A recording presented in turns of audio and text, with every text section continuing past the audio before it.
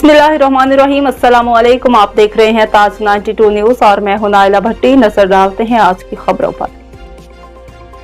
नवाबशाह से अली रजा आरई की खबर शामिल करते हैं। पीपल्स पार्टी शहीद बेनसीराबाद के डिविजनल सदर ज़ियाउल हसन लंजार की हिदायत पर Raees Sadat Ali Dahri, DHO health Naushahro Feroze, Asadullah Kalhoro, doctor Ghulam Sarwar Bhugio के ताउन से यूनियन कौंसिल कहकाट के गाँव अब्दुल मजीद डाहरी में एक रोज़ा फ्री मेडिकल कैंप लगाई गई, जिसमें नामवर डॉक्टरों के अलावा बरसात मुतासरीन औरतों के चेकअप के लिए लेडी डॉक्टर भी मौजूद थी। कैंप की निगरानी UC चेयरमैन कादर बख्श उर्फ पप्पू डाहरी, चौधरी इरफान जट, चौधरी सुल्तान महमूद जट के छोटे भाई सुफियान अली जट वरियाम डाहरी कर रहे थे। इस मौका पर अवाम ने डिविजनल सदर शहीद बेनसीराबाद ज़ियाउल हसन लंजार और दीगर रहनुमाओं का शुक्रिया अदा किया।